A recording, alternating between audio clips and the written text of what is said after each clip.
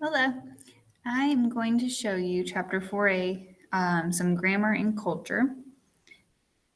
So let me get this opened. And okay, I'm gonna need you guys to take notes like always. And the grammar that we go over today will be on quizzes and tests and the 4A test. And then the culture will be bonus on the quizzes and the test. So this is chapter 4A is your title. Okay, the first and most important thing of the chapter is the grammar. And the verb that we're going to use is called ir, and it means to go. This is the chart. So I need everyone to write this chart down. You're going to have a quiz on it where you'll have to plug in the chart just like always. So copy that down. And it's going to be pronounced voy, vas, va, vamos, and van. So it's a really irregular verb. And it's not going to follow your ER, AR, or IR chart. It's just totally weird. Okay. So once you have that down, if you need to pause as we go, you can. You want to write down that it means to go, if you didn't already do that when I said that. And then I have some examples here for you guys too. So first of all, we could say Marisa va a Walmart todos los días. So that means Marisa goes to Walmart every day. And then we could say Senora James y Senor James van al parque con Kale. And that would mean Mrs. and Mr. James go to the park with Kale, which is our child's name. All right, do we have that written down? If you want examples, you could put these two sentences down. I'm going to go ahead and move on, but if you need to pause, you can. Okay, super important, this slide. This is a formula that I'm going to have you guys memorize. And this formula is used all the time in English and in Spanish. So copy this down. It's ir plus a plus infinitive. So the verb to go plus the word to, and then plus any verb at all that you want. You don't conjugate that verb. So you just plug in any random verb without altering it where it says infinitive. And it's going to translate to going to do something. So if I want to say, I'm going to study today, then I would say ir, and then the verb to study. Okay. So this is how you do it. You're going to change the ir to who's going to do the thing. So if I said, I'm going to study, I'm going to change ir to voy because voy is the yo. So I'm going to say voy, or I could say yo voy, and I'm going to say and then I'm going to say estudiar, period. And that means I'm going to study. So let me show you that. So again, very useful formula, and it means going to do something. And I color-coded the formula here. So you definitely want the formula written. You definitely want the translation of it, which we have here in quotes, going to do something. And then if you want to somehow signify the different pieces, so I've got green for the ir, the going part, is the to, and then the blue is the whatever you decide that you're going to do. We'll go there. All right, so let me show you some Spanish examples. So if we want to say, I'm going to study tonight, you're going to say, voy a estudiar esta noche. You can put yo in front if you want. Okay. So if we want to say she's going to eat tacos, I'm probably going to have this question pop up on your studio quiz here. But your answer would look like this. So ella for she, and then va, going, a, to, and then comer is eat. So ella va a comer tacos. So that would be she's going to eat tacos. All right, now what if you want to say you're going to go somewhere? Because we say that all the time in English as well. Like, I'm going to go to the game, or I'm going to go to work, or whatever. So you're going to actually use the word ir twice, okay? So let me show you what it'll look like. It'll be ellos for they, van is the going, and then a is the to that's needed there. Ir means to go, so you're going to say ir again. So ellos van a ir, and then to the is a la, and then movie is película. So ellos van a ir a la película. Okay. I'm going to go ahead and move on, but if you need to pause, do so, because I need you guys to know this formula because it's just so often used in both languages. All right, and then I've got, I think, just this one practice slide, and I'm going to teach you guys some really interesting culture that we've skipped over the last couple of chapters I didn't want you to miss. So first of all, I'm going to eat. Think about how you'd say that. I'm probably going to have a question pop up here, but this is what it would look like. Voy a comer. Okay, again, are you going to read? If I want to ask a question, remember we just start with the formula right away. Going to read. So it would be vas a leer. And the upside down question mark tells us that we're adding words, right? Okay, mom's going to go to school. You will put madre va a ir a la escuela. They're going to win. Win is ganar. So we would say ellos van a ganar.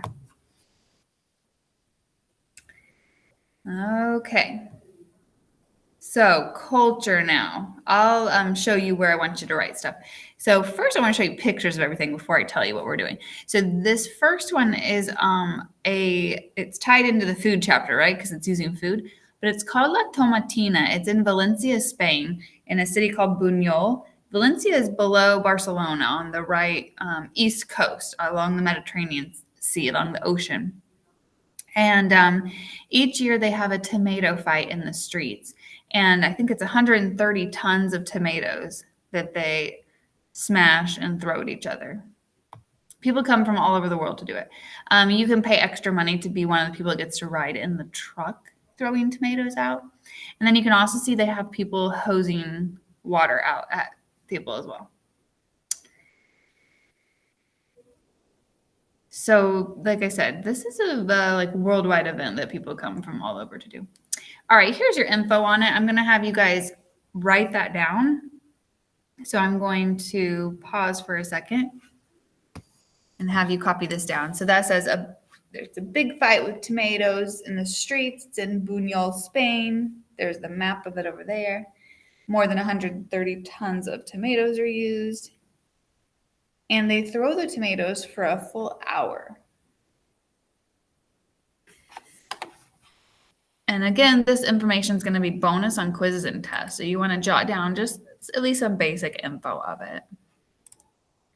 I might have some questions popping up about these on the Canvas Studio quiz as well. All right, I'm going to go ahead and move on to the next one. So this is called mate or yerba mate. It's a tea in Argentina. It's the national drink of Argentina. And it is like a chunky tea. So you don't drink the chunks, but they're in there. And this is President Obama drinking it. And so it's the national drink of Argentina, Paraguay, and Uruguay, all in South America. It's an herbal tea. As you saw, it has like leaves. They put it in a hollow gourd, like a hollowed out little pumpkin or hard pumpkin like thing, or they make these cool cups. But either way, it's called a mate. And it's drank with a straw that's called a bombilla. It's like a metal straw. And some areas, especially I think Argentina, they will have the mate in the gourd with the silver straw, and they'll take a drink and pass it all around. So it's like a bonding thing, but it's a big tradition. And it's not like hallucinogenic or anything, all of you that are thinking something like that. It is just tea. It just looks weird. Okay. This is the best. All right. This is called chocolate y churros. Whenever we do our trip to Barcelona, anyone that's on that trip, we should be able to find a chocolateria in Barcelona. I have had these a few times in Spain, so I'll tell you about my experience with that. All right, this is the one place that I went to in Madrid. Actually, I went there 2 different years on 2 different trips. And it's called the Chocolateria San Ginés. It was started in 1894, and they're still serving chocolate and churros. It's one of the biggest, most popular chocolaterias in the world. And it's really right downtown in Madrid. All right, so this is what I want to have you guys write. So go ahead and start writing while I talk about it for a second. It's in page 140 in your book. All these things I've got page numbers on if you want to look up more info in your book. But they're called churros. Churros, they're curled in real life in Spain. And they're not sugary. That's what's shocking to most people. So one of my students on my last trip to Madrid ran in and bought some before I could remind them that they're not sweetened.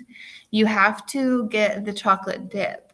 If you don't get the dip with it, if you just buy plain churros, it's just like eating a fried donut that has no glaze or like sweetening on top of it. So if you've ever done that, it's like a fried biscuit with no butter or jam or anything on it. It just tastes like fried bread. So you really want the chocolate goo to dip it in. Okay, and the chocolate that we're talking about, it's like almost like a pudding texture, and it's a rich, it's served hot chocolate sauce. And then usually you get a coffee with this as well. So this is like your afternoon tea or whatever. You get a thing of churros, you get a chocolate, and then you would get like a coffee, and you'll drink some coffee or churros, and whenever you got a little bit of chocolate left at the end, you drink the chocolate sauce that's left. They're very, very good, but you definitely need the sauce with it. Okay, you probably got that now. And then our last one of the day. This is Diego Rivera. I told you I would tell you about Frida's husband. So here are some more photos for those of you that want to see them, the comparison of the two. Okay, here's what I'm going to have you write. So he was a world famous Mexican painter and muralist, most known for his murals.